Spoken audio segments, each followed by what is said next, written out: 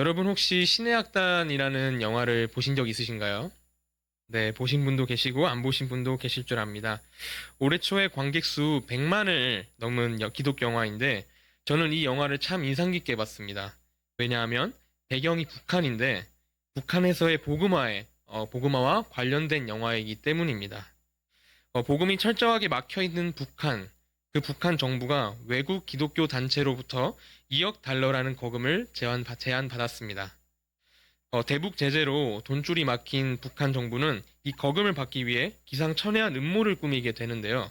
바로 평양에 가짜 교회를 세우고 그 다음에 기독교 단체에서 파견단이 올 때를 대비해서 북한 최초의 가짜 찬양단을 급조한 것입니다. 이 무모한 프로젝트의 책임자로 박교순 소좌라는 군인이 임명이 되었는데 그는 원래 평소에 지하교인들을 색출하고 잔인하게 고문하던 사람이었습니다. 그런 장교가 임무 때문에 어쩔 수 없이 북한에 있는 무명의 악단원들을 이렇게 소집하였고 진짜 찬양단보다 더 진짜같이 보이기 위해 가짜로 찬양 연습을 시키기 시작했습니다.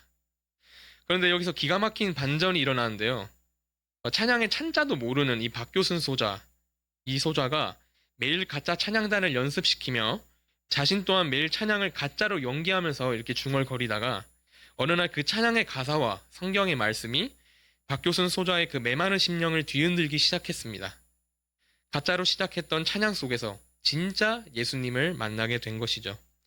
이 영화 정말 감동도 있고 재미도 있으니까요. 강하게 추천합니다. 네.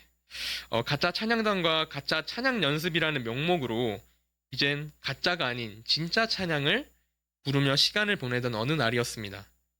박교순 소자는 이 가짜 찬양단이 나중에 선보이는 그 찬양 무대가 끝나고 나면 반동분자라는 이유로 다 사살당할 거라는 소식을 듣게 됩니다. 가짜 찬양단이 다 죽게 된다는 소식을 들은 겁니다.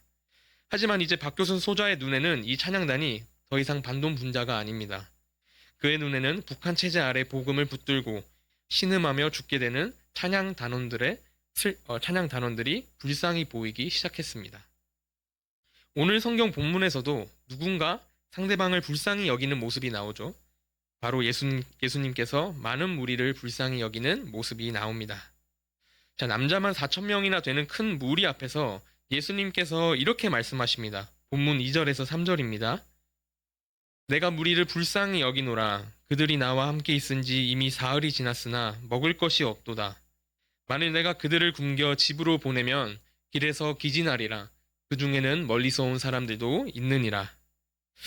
예수님께서는 무리를 보고 불쌍히 여기셨습니다. 가슴 아파하셨죠. 그리고 무리를 자세히 바라보셨는지 먹을 것이 없는 것을 알아채셨고 그래서 제자들에게 정말 가슴 아파하는 심정으로 이 말씀을 하신 것입니다. 예수님은 더 나아가 그들을 굶주리게 한 채로 집으로 흩어보내면 그들이 길에서 쓰러질 것 같다고 하십니다.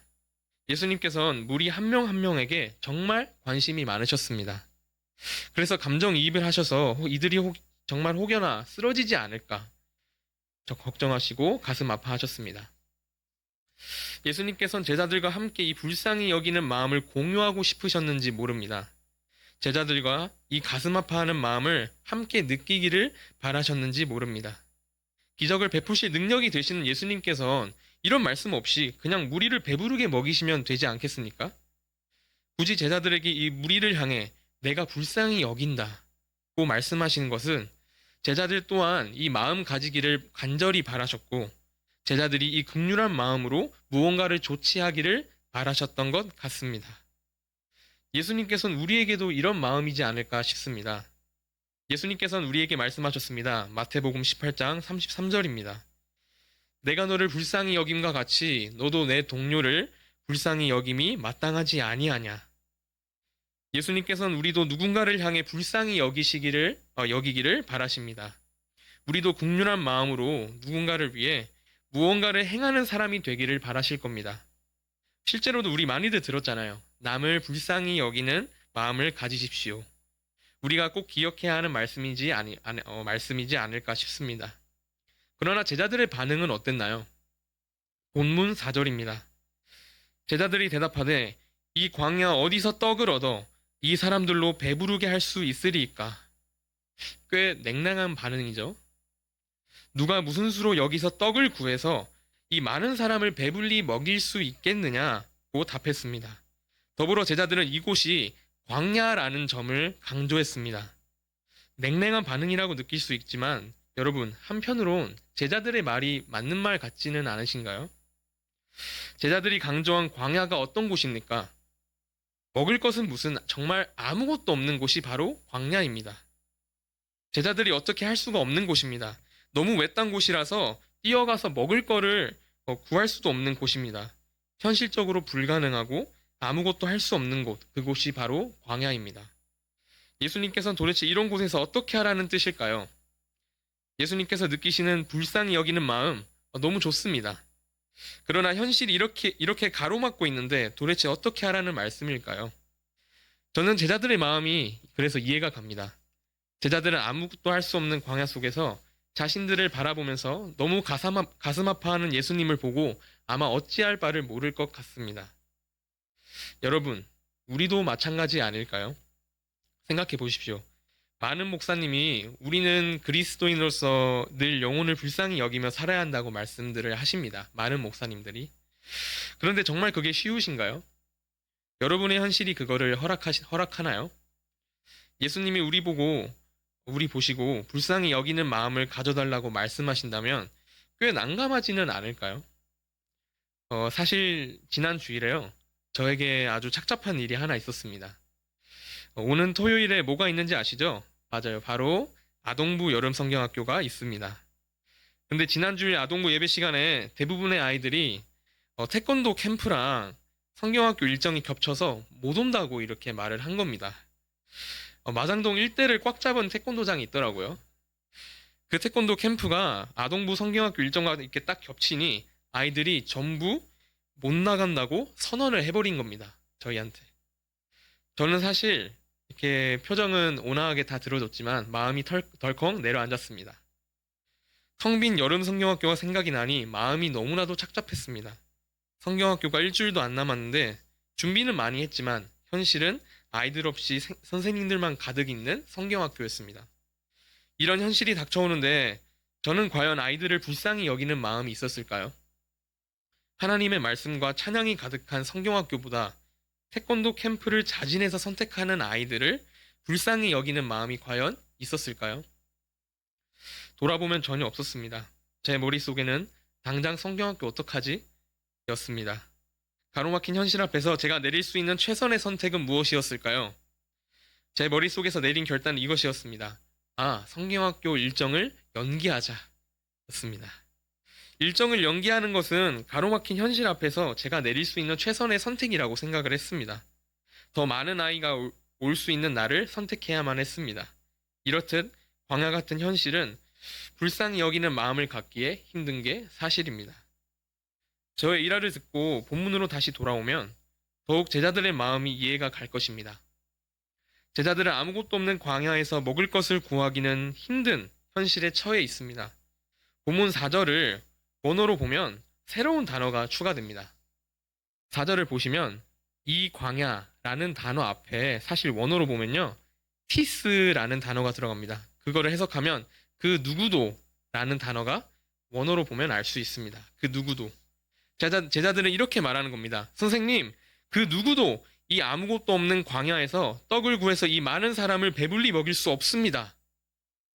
그 어떤 사람도 이 광야에서 떡을 구할 수 없는 현실임을 제자들은 잘 알고 있고 선생님이신 예수님께 호소하고 있는 것입니다.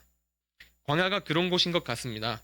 어쩌면 그 누구도 할 수 없다고 말하는 제자들은 예수님조차 이 상황을 어떻게 할 수 없다고 생각할지도 모릅니다. 선생님, 불쌍히 여기는 마음 잘 알겠습니다만 보십시오. 현실이 이렇습니다. 선생님, 과연 이 많은 사람을 먹일 수 있으신가요? 아무도 못할 겁니다. 여러분, 제자들이 믿음이 없어 보일 수 있겠지만 제자들에게 광야란 그만큼의 무력감과 절망감을 안겨주는 것 같습니다. 과연 그런 곳에서 불쌍히 여기는 마음이 싹틀 수가 있을까요? 제가 맨 처음에 소개했던 영화 신의 악단에서 광야를 지나며라는 찬양이 나옵니다. 그 찬양을 진심으로 부르는 북한 장교가 나오는데요. 그 북한 장교를 보면서 알 수 있는 사실은 북한 기독교인에게 북한은 광야 그 자체라는 것입니다. 복음이 싹트기에는 불모지 같은 곳, 광야, 북한에서 과연 불쌍히 여기는 마음이 싹틀 수가 있을까요? 이 영화 주인공인 박교순 소자는 가짜 찬양단 프로젝트에서 은혜를 받아 예수님을 믿게 되었습니다. 그리고 자신과 동고동락한 가짜 찬양단이 나중에 사살당할 거라는 것도 알게 되었습니다. 박교순 소자는 분명히 그들을 향해 불쌍히 여기는 마음을 가졌습니다. 하지만 주인공을 둘러싼 현실이 어떻습니까? 그들을 도와주면 북한 기독교인들을 도와준 반동분자가 돼버려서 살해당할지도 모릅니다. 자칫 어설프게 도와주면 가짜 찬양단의 사살 날짜가 앞당겨질지도 모릅니다. 자신이 속한 부대 전체가 몽땅 사라질 위험도 있습니다. 불쌍히 여기는 마음을 가진 박교순 소자를 덮치는 현실이 너무 광야 같기에 박교순 소자는 결국 불쌍히 여기는 마음을 저버립니다. 주인공도 예수님께 항변하고 싶었을 것입니다. 주님, 그 누구도 이 현실 광야에서 이 사람들을 살릴 수가 없습니다. 이렇게 항변하고 싶었을 것입니다. 여러분의 현실은 어떠신가요? 당장 내 지갑은 마르고 내 몸은 아프고 내 자녀 앞길은 캄캄한데 주님이 우리에게 누군가를 불쌍히 여기는 마음을 가져달라고 이렇게 말씀을 하신다면 과연 우리는 남들을 불쌍히 여기는 마음이 넉넉할 수가 있을까요? 제자들의 한탄스러운 대답, 이 대답은 어쩌면 오늘 현실을 마주하며 사는 우리의 비명이 아닐까요? 제가 예전 교회에 있을 때 사무실에서 일하고 있었는데 갑자기 금전을 요구하는 사람이 나타났습니다. 노숙자 행세를 보이면서 금전을 요구하는데 저는 상당히 난감했습니다. 이분이 과연 정말 가난한 사람일까? 라는 의심부터 시작해서 나 한 명이 주기 시작하면 교회 내 다른 사역자에게도 찾아가서 금전을 요구하지는 않을까? 그러면 개인 문제에서 교회 전체 문제로 넘어가지는 않을까? 혹시 그 사람이 누군가를 해코지하지는 않을까? 교회 내에 있는 사람들을? 이런 여러 가지 걱정들, 여러 현실적인 문제가 덮치기에 불쌍히 여기는 마음이 생길 수가 없는 현실이 찾아왔습니다.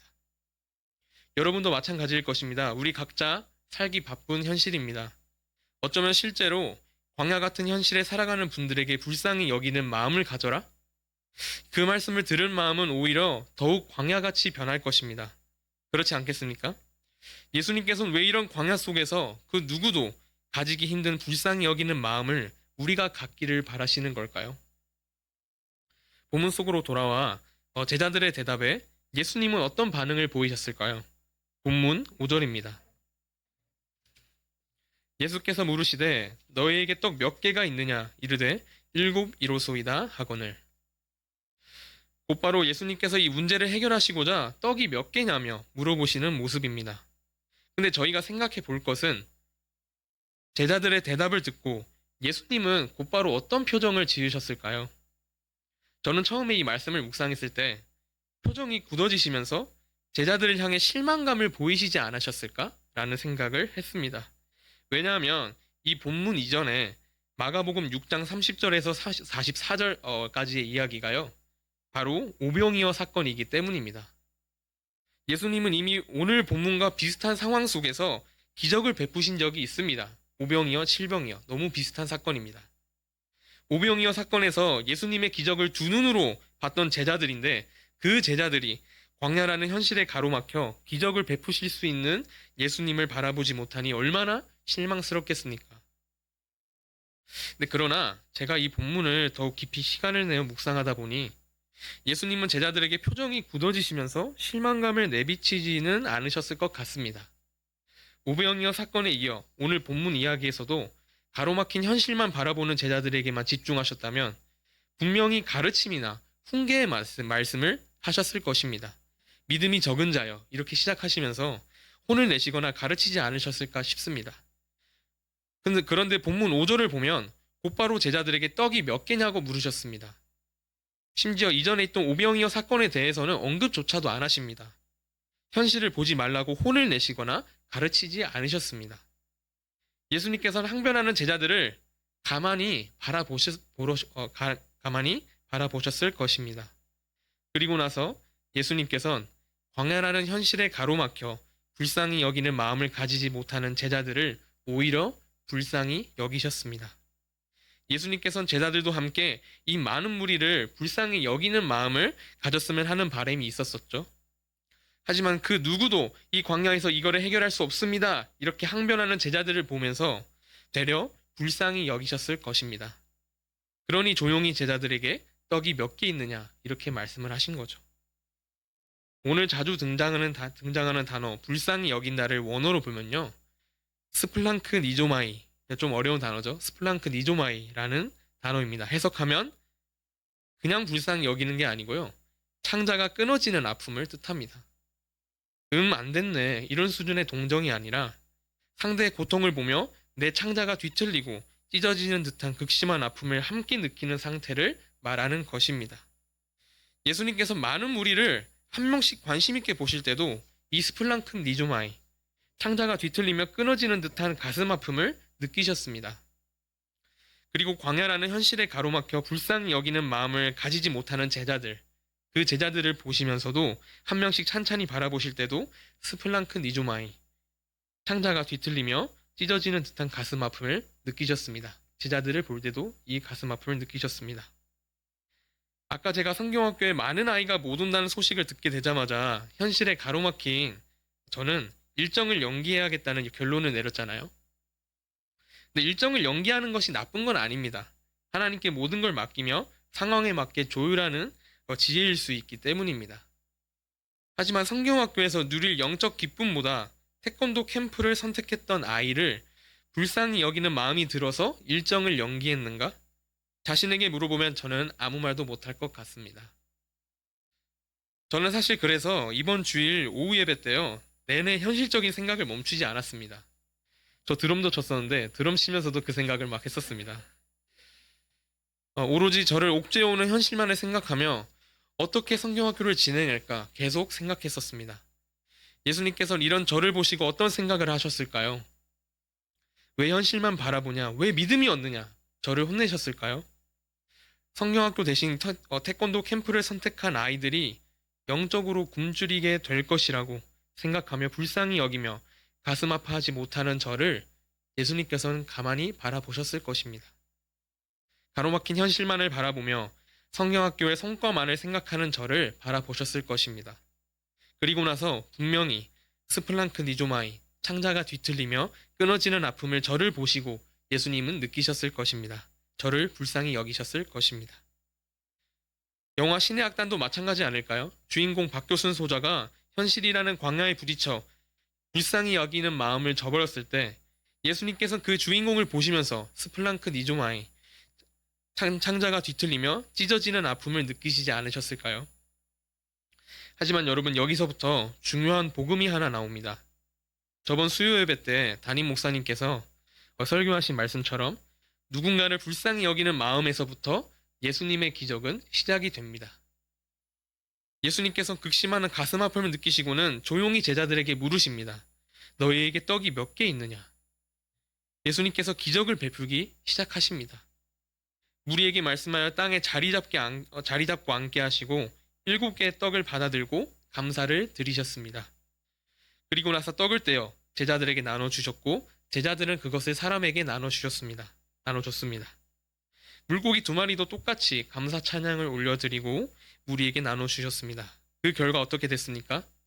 남자만 4,000명이 되는 그 수많은 무리 전부 배불리 먹었다고 성경은 나와 있습니다. 예수님께서는 기적을 베푸신 것입니다. 사랑하는 성도 여러분, 예수님께서는 우리가 누군가를 불쌍히 여기기도 힘든 현실에 처한 것을 잘 알고 계십니다. 예수님께서는 그런 우리를 다 아시고 그런 우리를 불쌍히 여기십니다. 창자가 뒤틀리고 끊어지는 아픔을 느끼실 정도로 우리를 불쌍히 여기십니다. 그 불쌍히 여기신 마음 뒤에는요, 예수님께서는 기적을 반드시 베푸십니다. 예수님도 제자들과 똑같이 가로막힌 현실, 광야에 계셨습니다. 예수님도. 하지만 우선하셨던 것은 무엇이냐면 무리와 제자들을 불쌍히 여기는 마음이었습니다. 그 불쌍히 여기는 마음을 우선하셨기에 기적이 시작되고 기꺼이 베푸셨습니다. 무리와 제자들을 가만히 바라보시고 창자가 끊어지는 가슴 아픔을 느끼신 것을 우선을 하셨습니다. 그 불쌍히 여기는 마음을 구석에 버려두지 않고 그 마음에 집중을 하셨습니다. 그래서 예수님의 기적은 무리를 배불리 먹이시고 7광줄이나 남을 정도로 풍성히 베풀어진 것입니다.